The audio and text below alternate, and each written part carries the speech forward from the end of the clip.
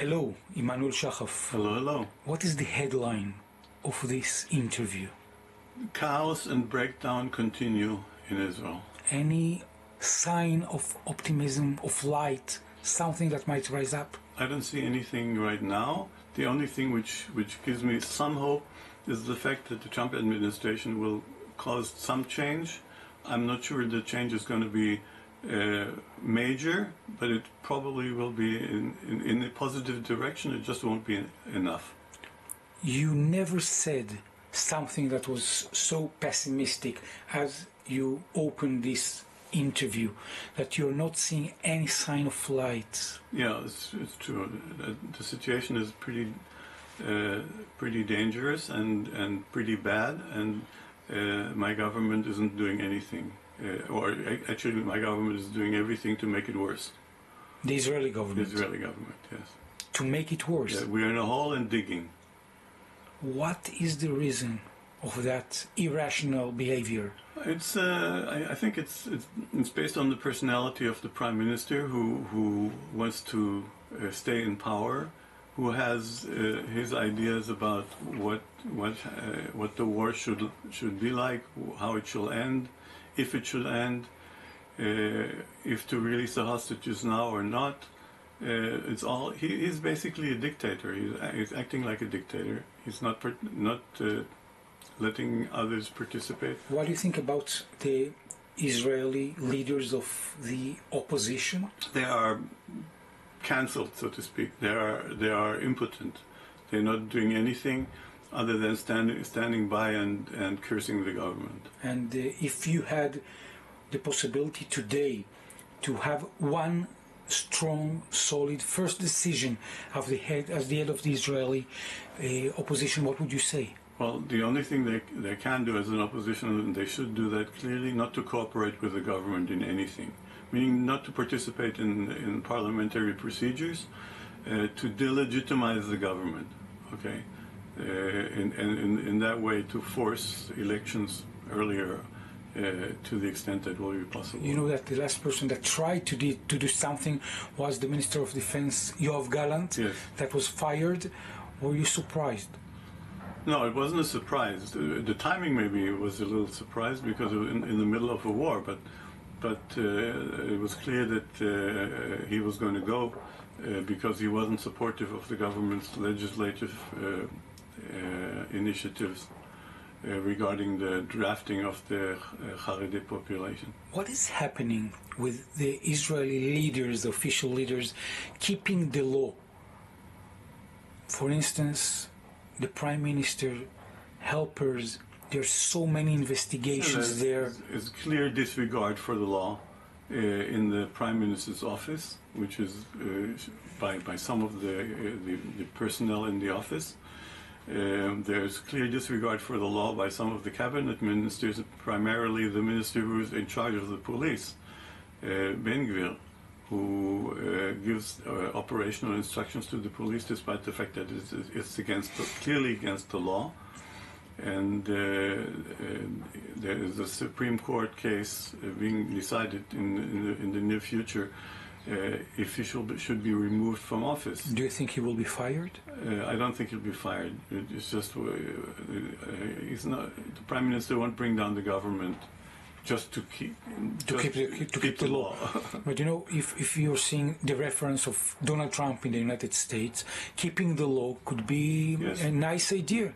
Yeah, the situation is very similar in a way. I think we've given up, or we've given up obeying the law. At least the government has given up obeying the law. What about the IDF in Gaza? The IDF as well is not obeying the law, clearly not obeying the law, clearly not obeying regulations, not obeying the international law. When you're saying clearly, what do you mean practically? I mean there are war crimes going on, and there's transfer going on. It's widely reported both by international organizations, by some other governments, and also by some Israeli soldiers.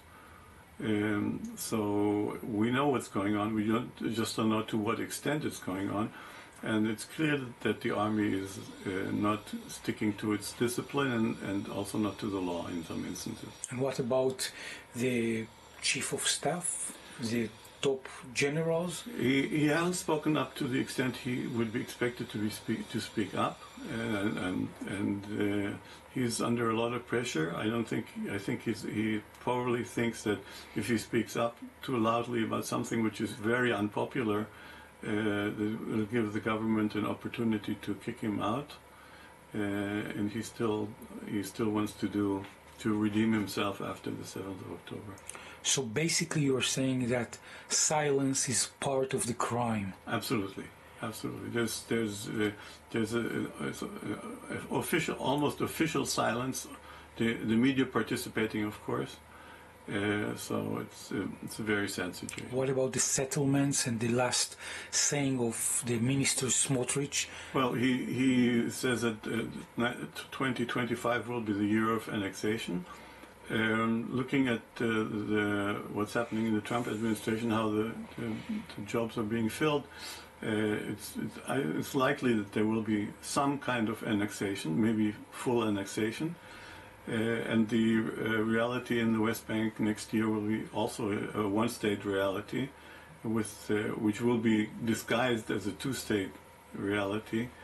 So there will be some kind of arrangement made for the Palestinians, which will give them the impression that they could call it Palestine, but it won't be anything more than autonomy. So we're going to be in that situation. Is it practically apartheid?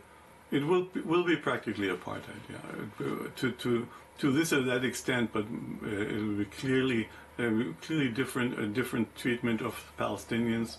They will have Bantustans, like in South Africa, with autonomy, but basically they will be controlled by Israel. They won't be able to elect the next prime minister. They won't participate in elections, in Israeli elections. They will have their own elections in their designated areas, but those areas will be, for all intents and purposes, controlled by Israel.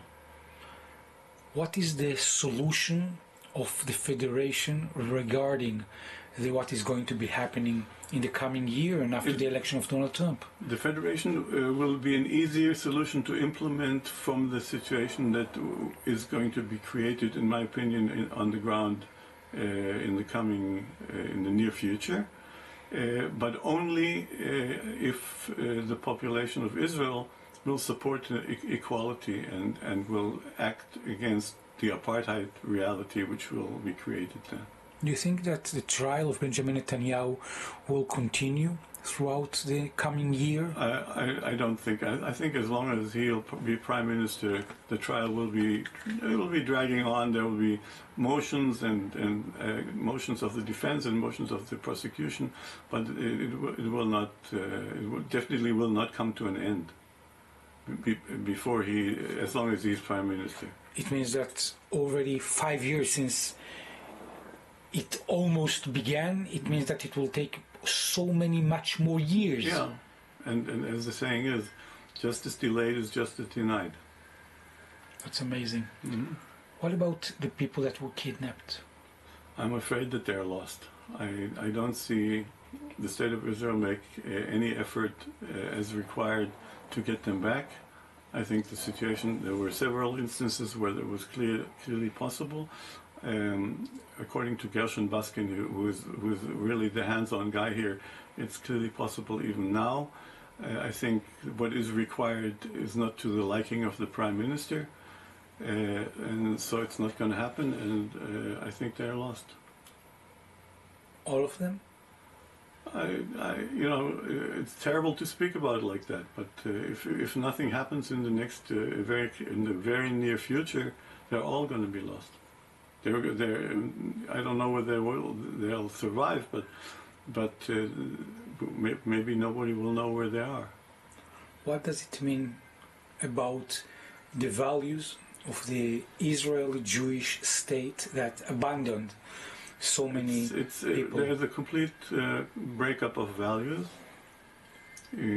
we make believe we still have them because we can be very active to help Jews abroad, like we recently did when Jewish Israeli soccer fans were in Amsterdam. So there's a lot of activity around, but if you compare that to what we're doing for this hostages, who have been for more than 400 days in captivity, you can see that this is just make-believe. Do you think that you're seeing any point of light, something optimistic to end up this interview? Well, like what I started to say, the fact that the Trump administration will enforce some kind of change, okay, something will change the status quo, gives hope that the change will be positive. How positive, how long it will be, and how long it will take till we go back into some kind of steady state, which will not be so positive, I don't know. But actually, the fact that there is likelihood of change is a positive development. Now, regarding the coming book, the international book that you're writing, the book with Taysir Abu Sada. The book with Taysir Abu Sada about the Federation should be out by the end of the year, maybe January. Wow! And I hope that will be a basis to move on from whatever reality is created by the Trump administration and the Israeli government. Emanuel Shahaf, people that want to be part of the Federation of your books. On Facebook, Emanuel Shahaf, or Identity, the Quest for Israel's Future, or the Federation Movement. Emanuel Shahaf, thank you very, very much. Thank you.